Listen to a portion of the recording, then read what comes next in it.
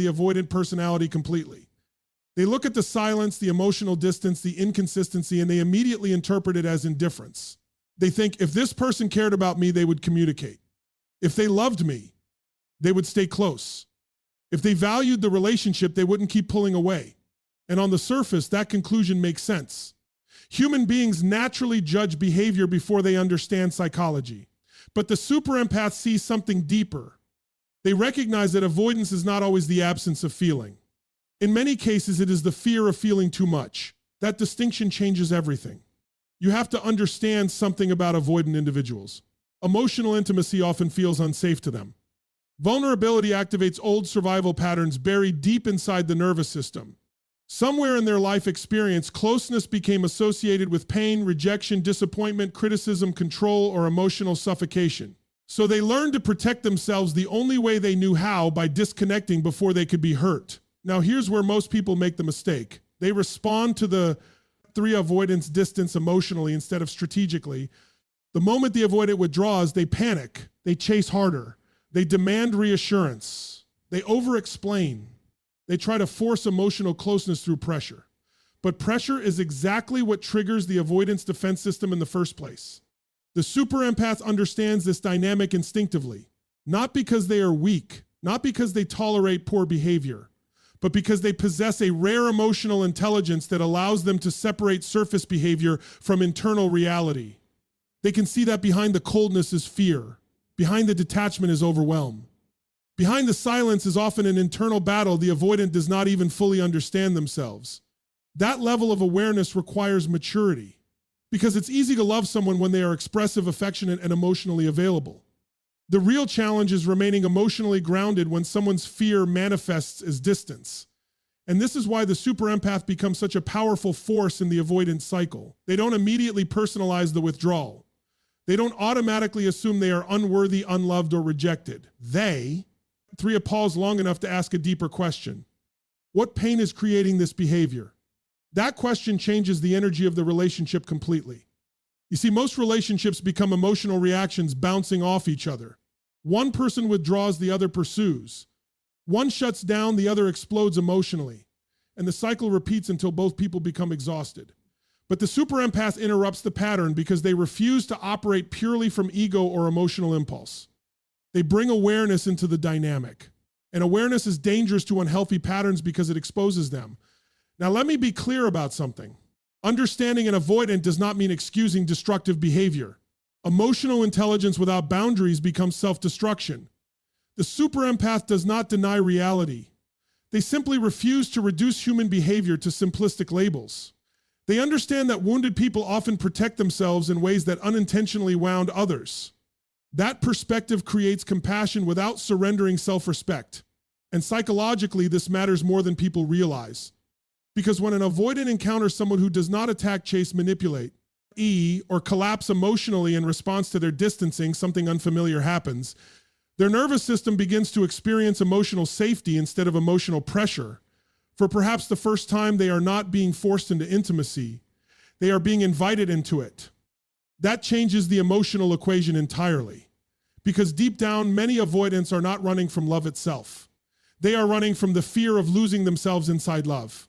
And when they encounter someone emotionally strong enough to understand that fear without becoming consumed by it, the walls begin to crack. Slowly, presence 3 quietly, but unmistakably. The super empath understands one profound truth that most people never learn. Sometimes the coldest behavior comes from the most frightened heart. And the moment you learn to see beyond the defense, you stop reacting to the mask and start understanding the wound. Now, once you truly understand the psychology of avoidance, the next challenge becomes even more important. How do you respond to it without losing yourself? Because this is where most people fall into the trap. The natural instinct when someone pulls away is to close the distance. Human beings are with, I'm ready for connection. So when emotional closeness suddenly disappears, the nervous system interprets it as danger. And the immediate reaction is often pursuit. More texts, more explanations, more emotional effort. People begin fighting for reassurance because uncertainty feels unbearable. But here's the paradox. The harder you chase an avoidant, the more trapped they feel. And the more trapped they feel, the more distance they create. This is why so many relationships become emotionally exhausting. Both people are reacting from survival patterns without realizing it. One fears abandonment, the other fears engulfment. One moves closer to feel safe, the other moves away to feel safe. Neither person is truly at peace. The super empath understands this dynamic at a level most people never reach. They realize that love without emotional discipline quickly becomes attachment driven by fear, and fear-based love always creates suffering. So they make a powerful decision. They refuse to chase. Now understand, refusing to chase is not emotional coldness. It is not manipulation. It is not some game designed to regain control. The super empath does not withdraw to punish the avoidant. They simp, thray a lie, refuse to abandon their own dignity in order to force connection. That distinction matters because emotionally unhealthy relationships often operate through unconscious control. One person controls through distance. The other controls through emotional pressure. One withholds. The other over pursues. Both are trying to regulate their insecurity through the other person's behavior. The super empath steps outside this cycle completely. Instead of reacting impulsively, they remain grounded. They allow space without collapsing emotionally inside that space. They understand that another person's withdrawal is not automatically a reflection of their value. That is emotional mastery. Most people say they want love, but what they actually want is certainty. They want constant reassurance that they are safe, desired, chosen, and emotionally secure. But real emotional power comes when your sense of worth is no longer dependent on another person's temporary emotional state. The super empath has usually learned this lesson through pain. At some point, they realize that overgiving does not create healthy love. Sacrificing yourself does not guarantee loyalty. Constantly rescuing another person and emotionally does not heal them. In fact, the more you abandon yourself trying to keep someone close, the more disconnected you become from your own identity. And avoidants sense that energy immediately. Because when someone is desperately chasing connection, the relationship stops feeling safe and starts feeling emotionally heavy. The avoidant feels responsible for managing another person's emotional stability, and that pressure intensifies their instinct to escape. But the super empath changes the emotional atmosphere entirely. They communicate care without desperation. They express love without attachment to control. They stay emotionally open while remaining deeply rooted in self-respect. And psychologically, this creates something incredibly rare: connection without emotional suffocation. That's what disrupts the avoidance cycle. You see, avoidants are often conditioned to expect emotional chaos.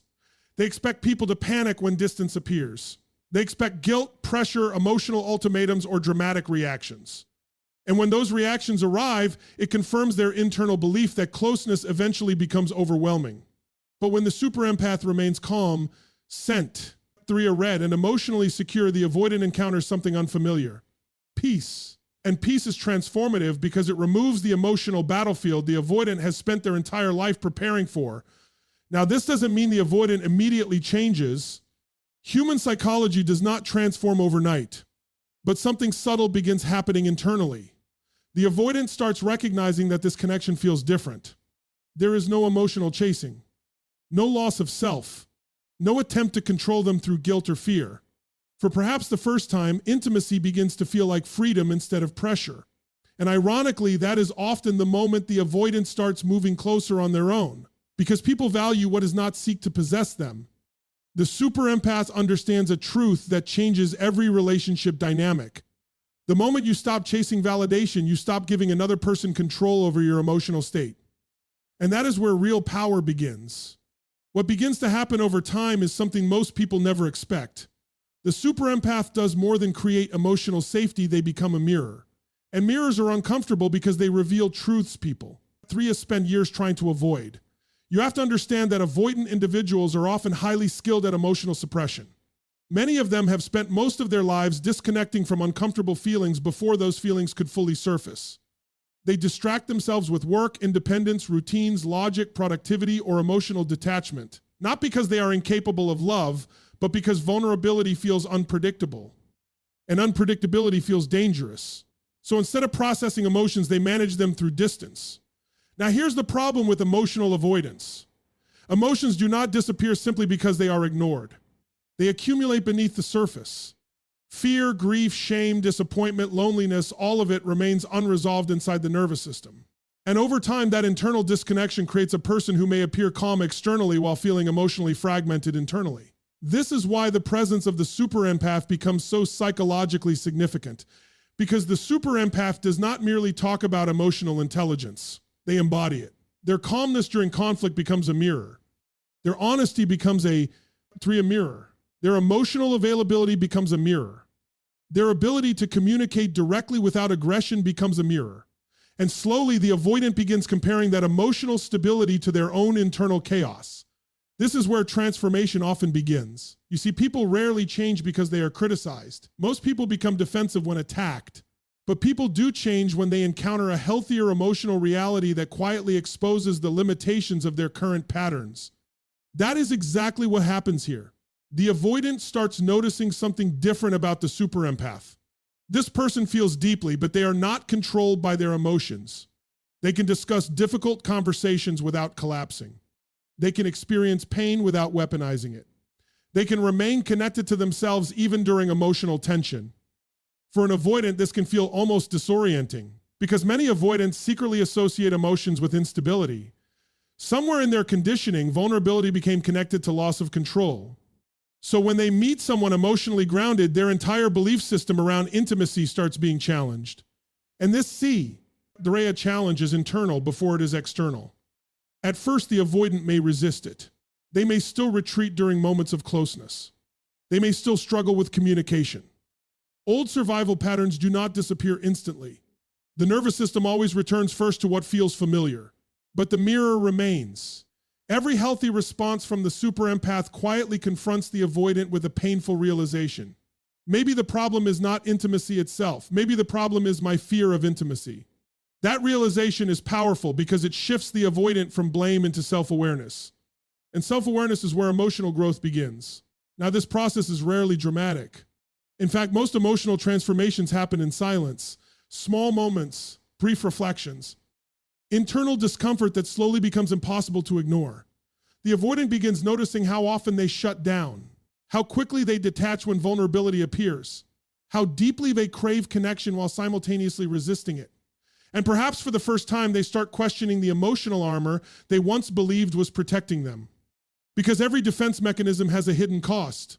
Yes, avoidance. Tria protects people from vulnerability, but it also protects them from intimacy, from depth, from emotional freedom, from fully experiencing love without fear controlling the experience. The super empath becomes the living evidence of another possibility, not perfection, not emotional dependency, but emotional integration. And this is why their influence is so profound. They do not force the avoidant to change through pressure. They influence change through consistency, through presence, through emotional congruence. Philosophically, this reflects one of the deepest truths about human behavior. People evolve when they encounter a higher level of consciousness embodied in another person, not preached, not demanded, embodied. The super empath shows the avoidant what emotional maturity actually looks like in real time. And once someone sees a healthier way of relating, it becomes harder to remain unconscious of their own patterns. That awareness can feel uncomfortable, sometimes even painful. But pain is often the beginning of transformation. Because eventually the avoidant reaches a moment where they must confront a difficult question. Are these walls truly protecting me, or are they imprisoning me? And the moment someone begins questioning the prison, the possibility of freedom finally appears. But here is the moment where everything changes and where the true power of the super empath is finally revealed. They know when to walk away. Now, that statement sounds simple on the surface, but psychologically, it is one of the hardest things a deeply empathetic person can ever do. Because super empaths do not love casually.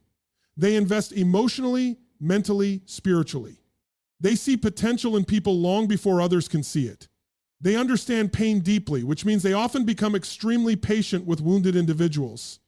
And that patience can become dangerous if it is not balanced with boundaries. This is the mistake many empathetic people make. They confuse unconditional love with unlimited tolerance. They believe that if they just love harder, stay longer, explain more clearly, or sacrifice more of themselves, then they will be more successful. Eventually, the avoidant will feel safe enough to change. But human beings do not transform because someone else absorbs all the emotional pain for them. In fact, the opposite often happens. The more one person overfunctions emotionally, the less. The other person is forced to confront themselves. The relationship becomes emotionally imbalanced. One person carries the connection while the other remains protected inside avoidance. And over time, the empath slowly disappears inside the process. That is not love. That is self-abandonment disguised as loyalty. The super empath eventually reaches a moment of awakening where they realize something profound. Compassion should never require the destruction of the self. And this realization changes their energy completely. They stop trying to rescue people who are unwilling to participate in their own healing. They stop negotiating with repeated disrespect. They stop believing that enduring emotional inconsistency is proof of emotional strength. Because true emotional strength is not measured by how much pain you can tolerate. It is measured by how clearly you can protect your peace. Now, this is where the avoidance cycle becomes disrupted in a very unexpected way. Avoidants often operate with an unconscious assumption that emotional distance will always be tolerated. Why? Because many people stay. Many people continue chasing, waiting, hoping, and overextending themselves emotionally. So the avoidant never fully experiences the consequences of remaining disconnected. But the super empath is different. When they finally step back, it is not dramatic. It is not revenge-driven. It is not fueled by hatred. It is calm, conscious, and deeply intentional. And that calm departure becomes psychologically powerful. Because for the first time, the avoidant is no longer dealing with emotional pursuit. They are dealing with absence. Real absence, the absence of emotional labor they quietly depended on. The absence of someone constantly keeping the relationship emotionally alive. The absence of unconditional availability. And suddenly the silence they once used for protection begins turning against them. This is the irony of avoidance. Many avoidants do not fully process the value of connection until the connection is genuinely gone. While someone remains emotionally accessible, the avoidance defenses stay active. They assume there is always more time, more space, another opportunity later. But when the super empath truly detaches emotionally, reality enters the room. And reality has a way of dissolving denial. The avoidant begins replaying moments, Dorea conversations, emotiona, safety they took for granted, support they never properly acknowledged. Because the nervous system often recognizes security only after losing it. Now, this does not mean every avoidant suddenly transforms or returns emotionally awakened. Some people remain trapped in their patterns for years. But the point is not controlling the outcome. The point is that the super empath finally chooses themselves. That decision is revolutionary, especially for someone who spent so much of their life prioritizing the emotions of others above their own well-being. And philosophically, this is one of the deepest lessons in human relationships. Love loses its purity when it requires self-erasure. The healthiest relationships are not built on sacrifice of identity. They are built on mutual responsibility, emotional reciprocity, and conscious effort from both people. The super empath finally understands they are not responsible for saving another person from themselves. They are responsible for honoring their own soul.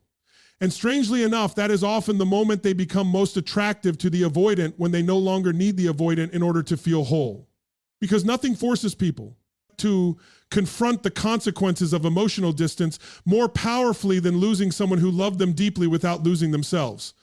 And sometimes the greatest act of love is not staying endlessly. Sometimes it is having the strength to leave before you betray yourself trying to save someone else. And once the super empath walks away from the cycle, something extraordinary begins to happen. What once felt like unbearable heartbreak slowly transforms into awakening. Now, this is the part most people never see coming. Because in the beginning, emotional pain feels destructive.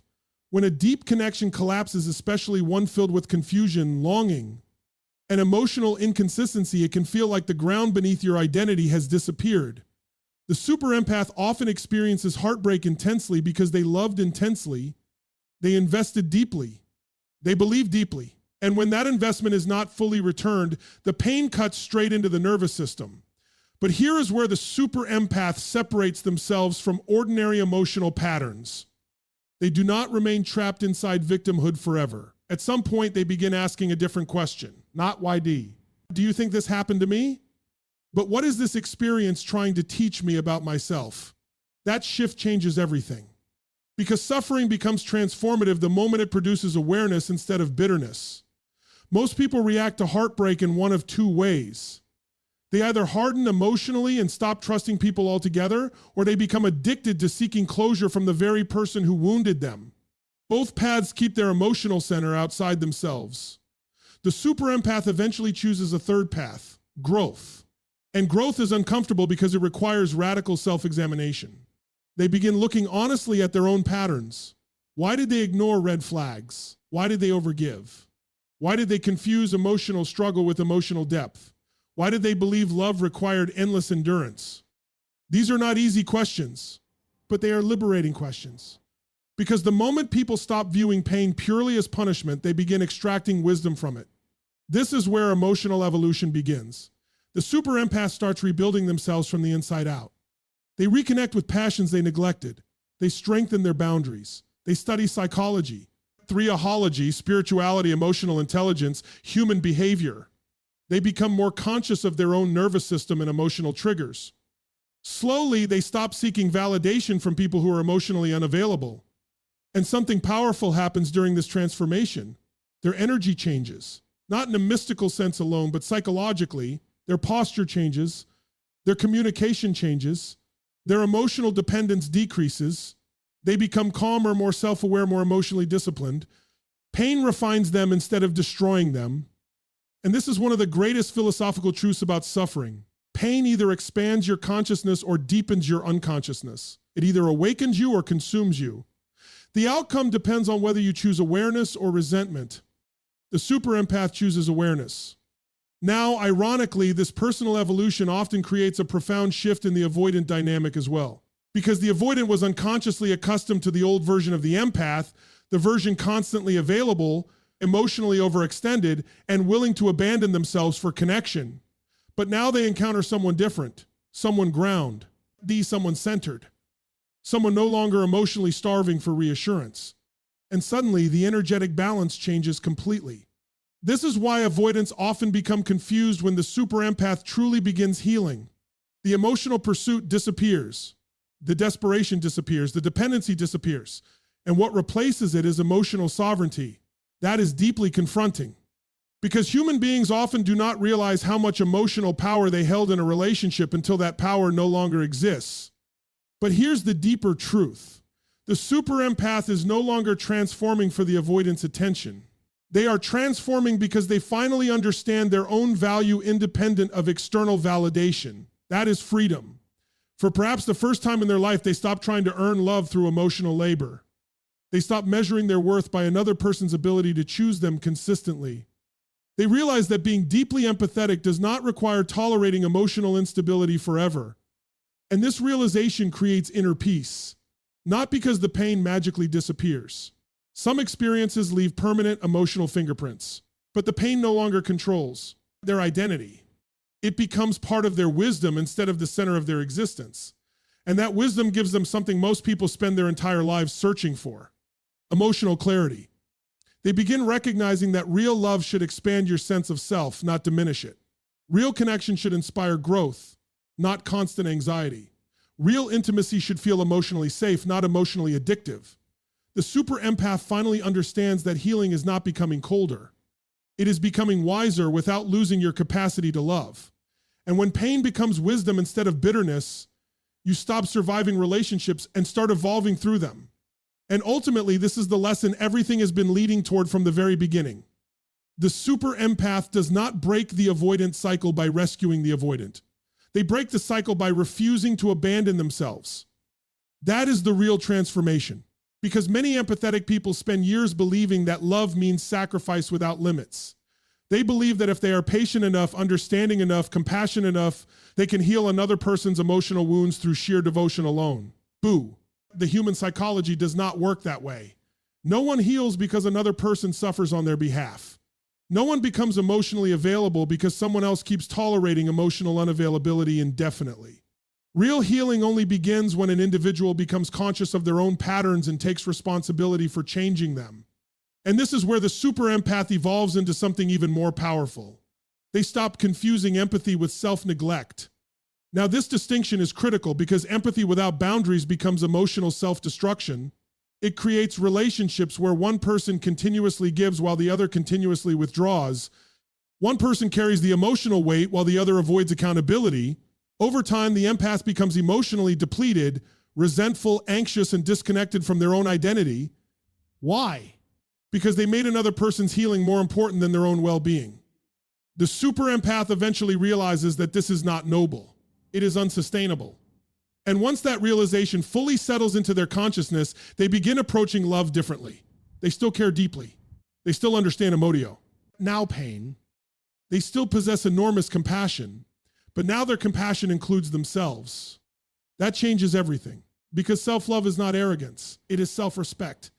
It is the understanding that your emotional energy is sacred and cannot endlessly be poured into people unwilling to meet you halfway. This is one of the hardest truths for deeply empathetic individuals to accept. Love alone is not enough to sustain a healthy relationship. Mutual effort matters. Emotional responsibility matters. Consistency matters. Communication matters. Without those elements, love slowly becomes emotional survival instead of emotional connection. And the super empath finally stops trying to survive love.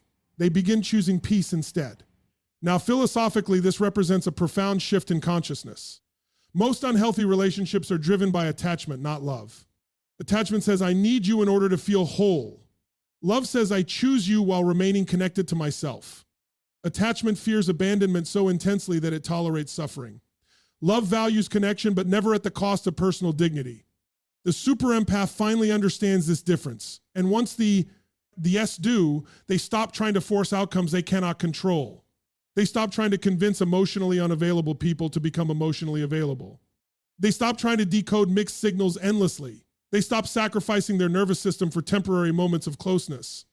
Instead, they return to themselves, to their purpose. Through emotional alignment, ironically, this is often the moment the avoidant feels the deepest impact because the emotional dynamic has fundamentally changed. The super empath is no longer chasing connection out of fear. They are no longer abandoning themselves to maintain proximity. They are standing firmly in their own emotional truth. An emotionally healthy energy is powerful because it does not demand. It simply exists. This creates one of the greatest psychological paradoxes in human relationships. People often begin respecting your presence when they realize you are fully capable of walking away from what no longer honors you. Not from anger, not from pride, but from self-awareness. The super empath reaches a point where they no longer measure love by intensity alone. They measure it by emotional safety, reciprocity, growth, and mutual willingness to evolve. That is maturity. And whether the avoidant changes or not eventually becomes secondary. Because the super empath has already broken the deepest cycle of all, the cycle of abandoning themselves in order to save someone else. That is freedom. Real freedom is not making another person love you correctly. Real freedom is no longer losing yourself while waiting for them to. And the moment empathy becomes balanced with boundaries, compassion becomes power instead of pain. So when you step back and look at the entire journey, you begin to realize that the super empath was never powerful because they could endlessly tolerate pain. Their true power came from their ability to transform pain into awareness, awareness into growth, and growth into emotional freedom. They saw beyond the avoidance defenses without losing sight of reality. They understood fear without becoming controlled by it. They loved deeply, but eventually learned that love without self-respect becomes emotional imprisonment. And perhaps most importantly, they discovered that healing another person can never come at the expense of abandoning themselves. This is what truly breaks the avoidance cycle. Not chasing, not convincing, not sacrificing your identity hoping someone else will finally choose you correctly. The cycle breaks when empathy becomes balanced with boundaries, when compassion is matched with self-worth, when love stops being driven by fear of loss and starts being guided by emotional truth. Because the deepest transformation in this story is not necessarily the avoidant changing. The deepest transformation is the super empath awakening. Awakening to the fact that their value was never dependent on another person's ability to receive love fully. Awakening to the fact that emotional peace is more powerful than emotional attachment. Awakening to the fact that real love should expand your spirit, not slowly drain it.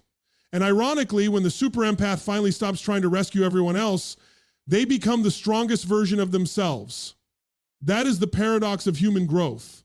The moment you stop abandoning yourself for love is often the moment you finally understand what love was supposed to feel like all along. Because real love does not require you to lose yourself in order to keep someone else. Real love allows two whole people to meet. They're three at T without fear controlling the connection. And the moment you understand that, you no longer chase emotionally unavailable people hoping to be chosen. You choose yourself first, and from that place, everything changes.